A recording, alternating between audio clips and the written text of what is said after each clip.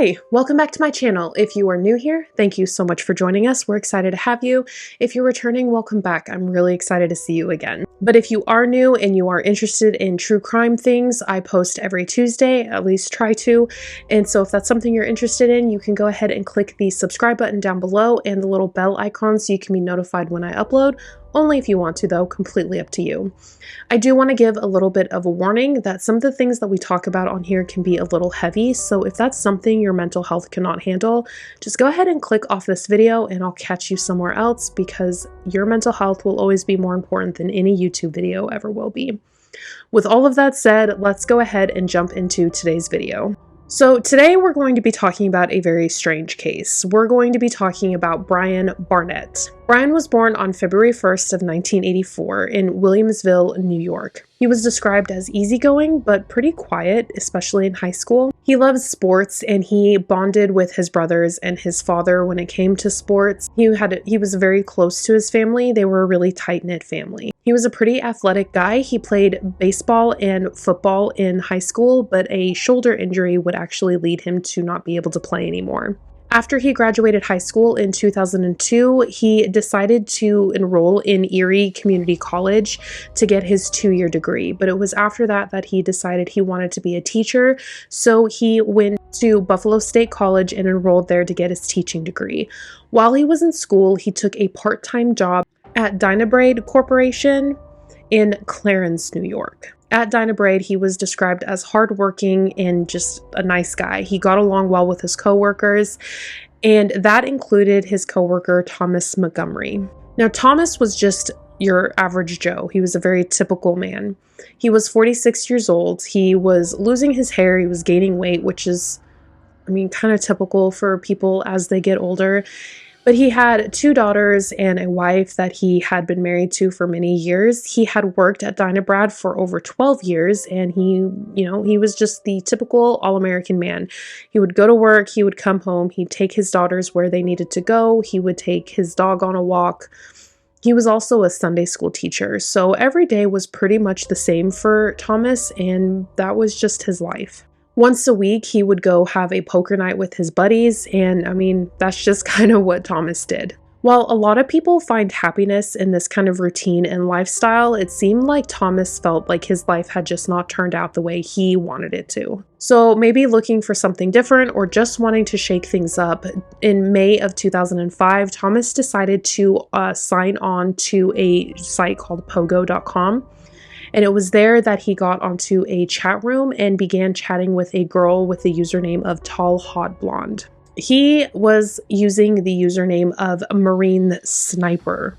So this girl that was going by Tall Hot Blonde said she was 18 years old, and Thomas, again, probably looking to shake things up in his life, decided that he was going to tell her that he was also 18 years old and that he was still an active Marine. Now, Thomas had served in the Marines for 6 years, but he hadn't been in the Marines for many, many years. But Thomas, or Marine Sniper, and Tall Hot Blonde, their conversations kept going. They were talking more and more as time went on, and slowly they started disclosing more information about their personal lives. Eventually, Tall Hot Blonde said that her real name was Jessie and that she was a softball player and she lived in West Virginia. She also started sending photos of herself to Thomas, and she was exactly what her username said. She was a tall, hot blonde. So Thomas obviously had to respond to these pictures and send pictures of himself, but at this point he had been lying about who he was. He told her that he was 18 years old, he was in the Marines, and that he was this big buff dude with a lot of red hair and just like super good looking guy. And so he actually sent her his old picture of when he was in the Marines. He sent that to her as what he would look like now. He also said that he was 6'2", which is probably the only truth he ever told about himself, but he said that he was still active in the Marines and that he had a black belt in karate, and he told her that he was like this battle-scarred Marine. He was basically just hyping himself up to be this person that he was the exact opposite of in real life. He also told her that he was a trained sniper in the Marines, and like I said, he had spent time in the Marines, and looking back at his records in the military, he did qualify as a sharpshooter, but he had never done any special training to become a sniper or anything like that. So obviously they start flirting back and forth a little bit, but it didn't take long for the flirting to take like this crazy turn, and it turned even more romantic, and it seemed like they started this online relationship. Jessie kept sending photos of herself, and they became more and more risque as time went on. Jessie and Tommy started, this online romantic relationship, and then on top of that, they started like having these full-blown sexual conversations via chat. Things would just get more and more involved, and they started sending love letters to each other in the mail. They started sending gifts to each other in the mail, and Jessie even sent Thomas some red panties in the mail. And I'm not sure how Thomas's wife didn't catch these things, but she didn't. And this went on for almost a year. That's when Thomas proposed to Jessie, even though they had never met in person. Thomas was getting more and more involved with Jessie, and he was taking it really seriously. He really thought that he was building this future with Jessie, even though he was lying to her completely about who he was and what he was doing. It got to the point where he was even telling his coworkers that he was going to leave his wife Cindy and go marry Jessie and be with her in West Virginia. And what I don't understand is, how did he think, like, he was telling Jessie that he was this 18-year-old Marine. How did he think that she was, like, how was he going to build this life with her? He was a 46-year-old man with 2 children who had been married for many years. Like, how was he going to tell her, hey, I'm not 18, I'm actually 46, but I don't understand how he was going to make this work. And I'm not trying to talk shit about people who meet on the internet and get married that way. I myself met my husband on Tinder. And so I'm not opposed to online dating. I'm just saying, like, he was catfishing this girl so much. What made him think that she was going to accept this 46-year-old man when he had told her that he was 18 years old? I just don't understand what his thought process was during this whole thing. I just feel like it's a huge red flag when you've been talking to someone on the internet for over a year, and when you're telling them that you're 18 years old, and then when you meet in person, you're 46 years old. Like, I feel like that would throw up some pretty severe red flags. But he was being serious. He was going to go live with this girl that he met on the internet and was lying to. And he even wrote in his journal on January 2nd of 2006, he said Thomas ceased to exist and he was being replaced with the 18-year-old Tommy. He was moving to West Virginia to be with the love of his life. But reality would set in February of 2006. It just so happened that Thomas's daughter was working on the computer when Jessie messaged Thomas. She read a portion of the conversation, and obviously alarmed by this, she alerted her mother. So Cindy, Thomas's wife, was able to find the conversations he was having with Jessie online, and she took it upon herself to message Jessie or write Jessie a letter and tell her that she sent her a picture of her family, including Thomas, and she said that this is Thomas, he is 46 years old, and we have been married for a very long time. Cindy had been suspicious that something was going on because Thomas's internet usage had gone way up and he was spending way more time on the internet. So she was already kind of suspicious that something was going on. So this was just her reaction. I think she was just trying to warn this 18-year-old girl that, Thomas was lying to her. She even told Thomas that if he wanted to separate, she would do that, but he needed to tell the truth about the situation. Jessie, obviously alarmed by this revelation, broke off the relationship with Thomas or Tommy immediately. I can only imagine that she was shocked and horrified at finding out all of this about him, considering they were building this future together. But she was also a little bit skeptical of whether or not Cindy was telling the truth. So that's when Jessie reached out to Brian to ask him if that was the truth. And Brian told her that, yeah, Cindy is telling the truth. Thomas really is 46 years old. He's a married man with 2 children. He's not a Marine. He's working at this company. Everything he told you was a lie, essentially. So during their I guess Jessie needed somebody to talk to during this whole time. And so she started talking to Brian, and and they started to form this emotional connection. And really, it didn't take long for Brian and Jesse to start having feelings for each other, because they were talking pretty much every day at this point too. And so their feelings started to develop, or feelings started developing between the two of them. And it didn't take long for them to go public with their relationship. Brian started talking about the relationship he was building with Jesse, and at this point, Thomas's reputation was just completely gone. It was completely trashed. He used to be this respected member of the community, and when everyone found out what he had done, he had turned into a sort of like outcast from the community.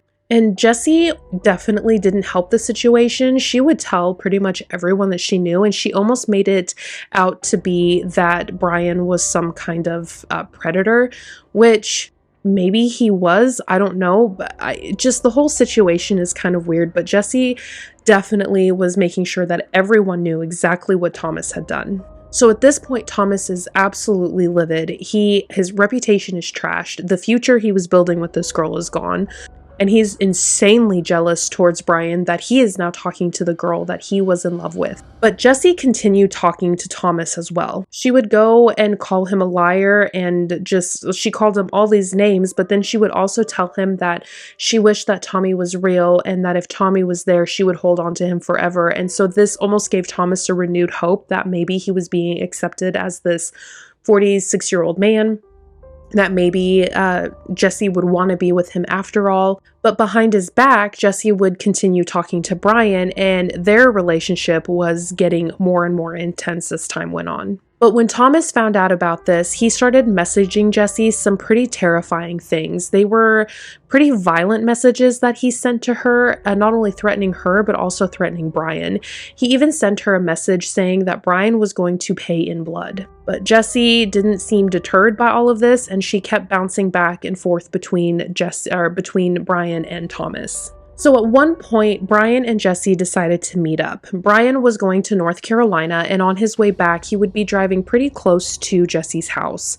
Jessie initially agreed. She wanted to meet Brian in person, but once it got closer, she ended up canceling on him. Thomas had found out about the meeting, but he didn't find out that the two had never been able to meet, that the meeting had been canceled. And this just seemed to enrage him even more, because he had never been able to meet Jessie in person, and that is something that he had absolutely wanted to do. And now Brian was going to go meet this girl, but he didn't know that the meeting had been canceled. And it seems like this is what sent Thomas over the edge.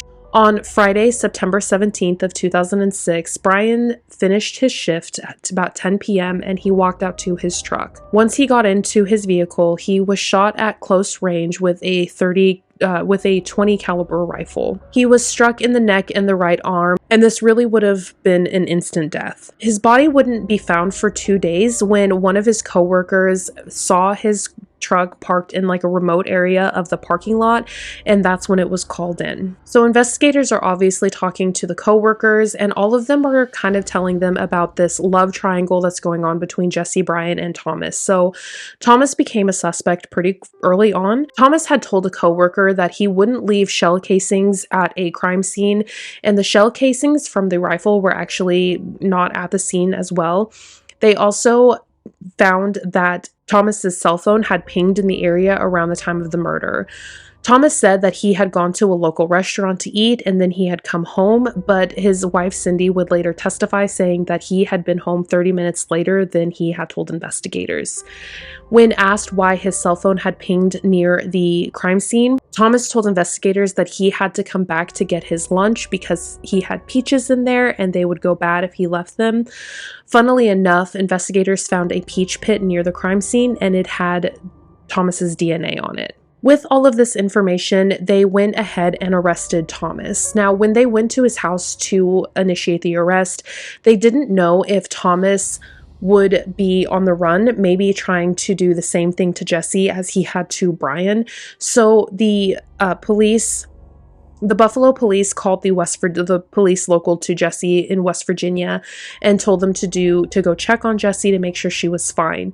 But when they got to Jessie's house, Jessie wasn't there, but her mom was. And it didn't take long for Jessie's mom, Mary Schuyler, to admit that she was in fact Jessie. So it took a crazy, and I'm not laughing at the situation, I'm laughing at just how crazy it is. So Jessie had never talked to Brian, and she had never talked to Thomas. It was in fact her mother who had stolen her identity, stolen her pictures, her email, everything, and started talking to these men online. Mary had sent explicit photos of her daughter to unknown men on the internet without her daughter's consent. The real Jessie had no idea who Thomas was and had no idea who Brian was. Like, she was completely clueless to the entire situation. Her mom had stolen her identity and was weaving all these webs on the internet under her name. So on November 27th of 2006, Thomas was arrested and charged with the murder of Brian. Prosecutors did try to charge Mary, but it seemed like they weren't able to.